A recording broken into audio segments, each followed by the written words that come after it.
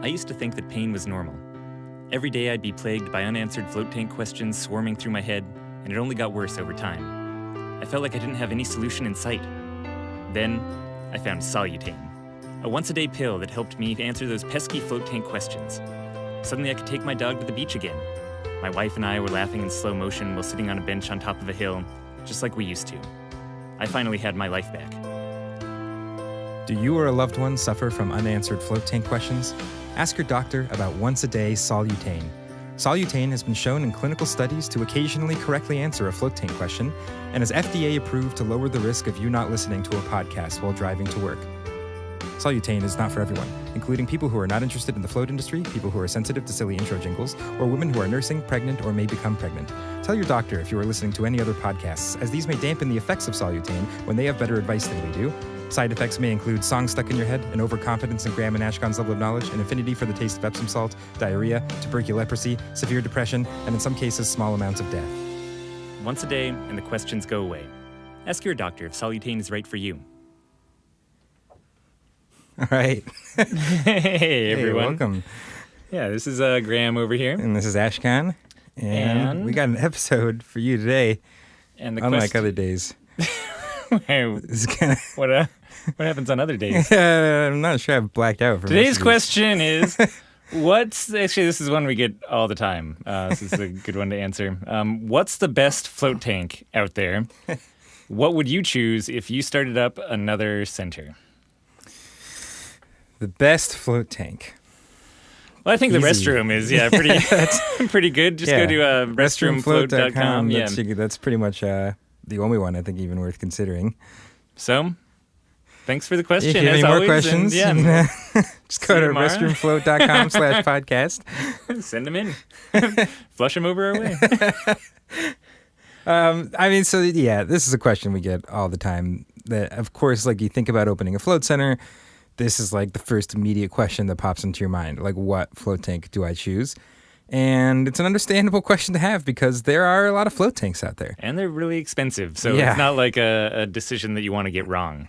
There's like, I want to say about 40 to 45 manufacturers in the world right now. Yep, of any size, anything from 1 unit a year to, the biggest manufacturers out there. Yeah. So there's a lot to choose from, and there's really no single person in the world who's tried them all, seen them all in person, floated in all of them, had them in their center, any of that sort of thing, right? Like everyone is just kind of seeing the slice of the pie that they're the most familiar with, including us. So it means that it's really hard for us to specifically answer that question, right? So we almost have a more of a protocol for being able to choose a better float tank for yourself or finding a tank that suits you than we do for any like personal preference or just saying like this tank is the best one out there, which I guess just to back up a little bit, there also just isn't a best float tank. Yeah, like it's not like there is one clear front runner. Like there's one company just like crushing it super hard and everyone else is leagues behind them. Like there's a lot of good float tanks, and every float tank comes with things that it does well, and every float tank comes with things that it does not do well and has like quirks that you have to deal with. Yeah, there is no perfect float tank out there is very true. I mean, and there just might not ever be, like if you're buying a boat, it's like, well, what's the perfect boat? And there's just always design compromises. Like the more it's built into the room makes it more salt proof, which is nice, but it makes it harder to like install and uninstall in the future. Like every benefit can naturally come with like a downside. It's just part of the deal. Yeah, open tanks, we've talked a lot about both the pros of having this open environment and the cons of having something that's a lot harder to maintain, that precise kind of realm of temperature and airflow and things like that in there. So even something like the style of tank, there's not even a best style, much less manufacturer of those styles for you to choose from. So now don't you feel stupid now for asking this question? Dumb question. But you got to decide somehow. So what do you do? And there's a few things that I think are worth considering when you're looking at buying float tanks. I think it's really easy to focus on the aesthetics and the size of the float tank. And that's the stuff that I think comes really naturally to people. You can see a float tank, you see what it looks like. Maybe you want the cabin style because you like the fact that it's open door and people can get in easier. It looks the bigger. number of drink holders. The number of cup holders? Yeah. How big the glove compartment is.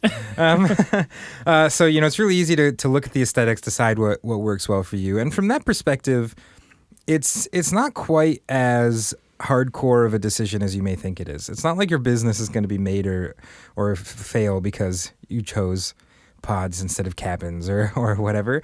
We have a variety of float tanks. It's different styles in our float center, and our customers they have a variety of preferences. Some like the cabin style, some like the pods, some like our open rooms. Like it really just is kind of all over the place in terms of what people like and what people don't like. So it's not like the majority of the population likes cabins over pods or pods over open rooms or anything like that. Like people just have their own personal preferences. And then price, of course, is just a big factor, Like what's a perfect float tank for performance? Well, again, there isn't one. What's a perfect float tank for price?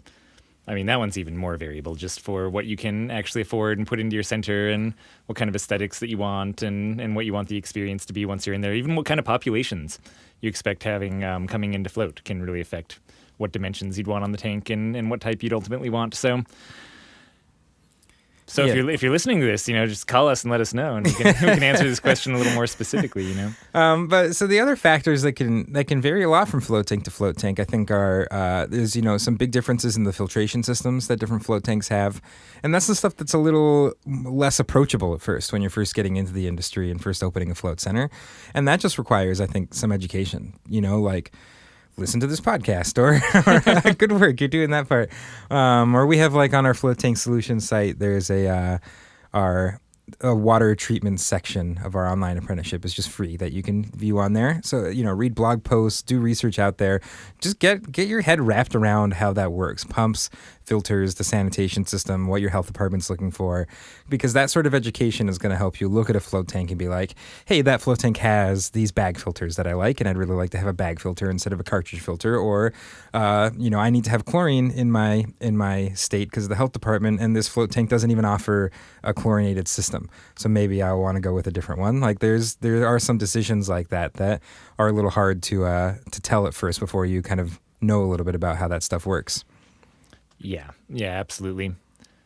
And so I guess with that in mind, so assuming you've gone through base level education, you're kind of ready to be making a decision, you know what your budget is roughly or what kind of range you're looking at for tanks. I guess I'd say there's kind of 3 categories of the next steps that you want to do, right? 3 categories of steps. Yeah, 3 categories of steps. There's the silly walk, there's the silly step, Then you got the serious business step. And the more personal growth step. So anyway, so the 3 things though, the three steps to take, or the categories of steps would be to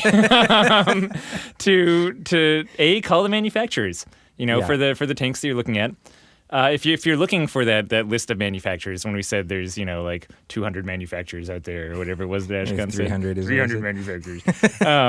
Go download our tank comparison chart. All of that information is actually provided by the manufacturers themselves. So this isn't like us scraping information or anything. This is them actually sending it over our way for the public to download. So totally manufacturer approved on every step, and really goes into what types of filtration systems they have, what the cost is, photos of their tank, everything like that. So for the baseline, get that, and then call the manufacturers that you're interested in. Start a conversation, and keep in mind they're trying to sell you things. That's they manufacture tanks that they want you to buy. So they're probably and they genuinely they think their float tanks are the greatest float tanks out there, which I would hope that they did. It'd be weird to have a manufacturer being like, yeah, it's probably not the best float tank. You should really go with that restroom thing. So call them and ask them about certain features that you'd want and if they've had experience in your state. Stuff like that is all good questions. Also, just pay attention to how quickly they respond to you, how diligent they are in their communication. Because as I always like to say, especially if you get close to making the sale and are serious about it and obviously interested, and they're still taking a long time to get back to you, and if that's happening when you're trying to give them money, what do you think is going to happen when something breaks and you need an extra part? So I'd say communication and just how you feel about the back and forth with the manufacturer is a big part of choosing a float tank. It's almost one that people overlook too much. Yeah. There is no float tank that will also be operational 100% of the time and just be totally good. So at some point, you're going to need to rely on your manufacturer, and knowing that they're responsible and that they're going to be there and have a quick turnaround on whatever you need is an important part of your tank. And the third category of stuff, I'm going to take a guess here. And That was just, I guess only what said it one is. so far. Oh, what? Yeah, pay attention. What was the tank comparison guide? That was one. No, that was just initial homework. Okay, all right. Yeah, it's 0. Step 0 is get the tank comparison guide. So the base category. All right, what's the second category of steps? So the the second one is to call around to different centers. Okay, yeah. That's what you were going to say That's what for I the was third. gonna- Okay, Now I definitely know what the third one is then. you don't know I what don't it is? know what the Okay, third yeah, one well, is. you take number 2, and I'll go into number 3, yeah. So this is a really good step because float tanks have quirks, and they might not reveal themselves until you actually have a float tank like running in your float center for a little bit. And the manufacturer is not going to tell you this sort of stuff, and you're not going to see this in their feature list. But like when you get a float tank center in your place, like there's always maintenance that comes with it. There's always a certain amount of like weak points or things that break or, just kind of small annoyances or whatever. And it's really hard to tell those, even if you've only had the float tank for like a month. It's really hard to tell those. It's like owning a car. Like all of a sudden you find out that like everyone who owns this car has this one issue that pops up like after 10,000 miles or whatever it is. Like float tanks I think are very similar to that. So a really, really good source of information is finding a float center that has the float tank you're interested in. If you've narrowed it down to like 1 or 2 different choices, find one that's had it for at least a year and call them up and ask them about what their experience is like with it. And ideally, like even 2 to 3 years is really nice. Like again, some issues with both float construction and with the tanks themselves just don't even come up until year 2 or year 3. And keep in mind when you're talking to people that, remember what they say and check the manufacturer's website and stuff because they, if it's a few years old, they might have fixed some of those things by then, which is nice.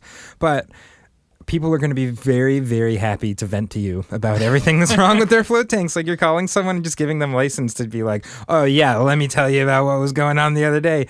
And they'll be super honest and they'll give you a lot of really good information. And it's a really nice way of finding out. If you call 4 or 5 different centers, they all say the same thing. Like that's a pretty good indication that that's kind of an ongoing issue with that specific manufacturer's, or at least that model of float tank. So really, really kind of good, like straight to the source type of information.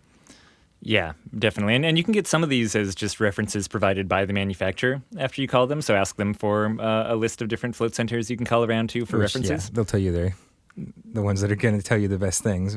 Yeah, exactly. So also do your own homework and look up what other centers have those tanks. Sometimes it can be a little harder to find, especially if it's a smaller manufacturer. But ideally, some mix of those. Who the manufacturer recommends you call. And if they don't have good references that you can call, it's probably a warning sign right there, So definitely check the references, find your own references. And, some of them, like there's not a lot of really old manufacturers. So if you're looking for a manufacturer that's been around over 10 years, there's a handful, right? Like a short list. Yeah, very short list. And same thing, some of the manufacturers might not have even had units in a center for a year yet, or for 2 years or 3 years. And if that's the case, just go into it knowing you're a little bit of the guinea pig. Right? Like that's also good information to have. If this manufacturer is really young and you're going to be getting one of the first 10 or 20 units, I mean, that's fine. It's just, the newness might come along with some kind of discount because you're expecting there might be hiccups that they're working out or something like that, So another thing to pay attention to. Again, not that it disqualifies anything. Like everyone starts somewhere and there's some great new units coming on board all the time. So. Yeah. And number 3. Right. I'm excited. Go float in the tanks that you want. Oh, I see. Yep. Go use them yourself, right? And like find out what it's like from the customer perspective. And so that's the 3, right? Is like dealing with the manufacturer, figure out whether you like the tanks personally and you want to enjoy them from that customer standpoint and whether you think your customers will, and then find out what it's like behind the scenes running them. And the nice thing is pretty much every float tank out there that can provide a decent float. Like no one's building float tanks that just like do a horrible job, like having someone have a good float experience in them. It's just how hard it is to maintain the float tank, to make it have that good float, or how much more construction you have to do in your room to make up for maybe some things that it doesn't have. It's kind of everything else that goes around it. But yeah, it's definitely a great way to experience it and get some like hands-on knowledge.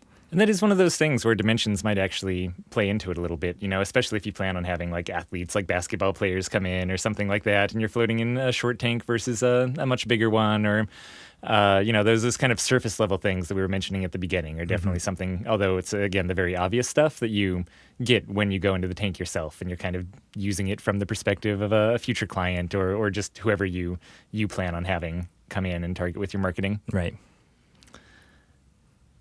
And that's it. Cool, Yeah, great. Yeah, there was no step. There was no category 4. Yeah, there was just 0 through 3s. Proper programmatic listing there. Yeah.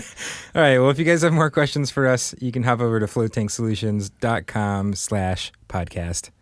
And we'll talk to you tomorrow. Yeah. Bye.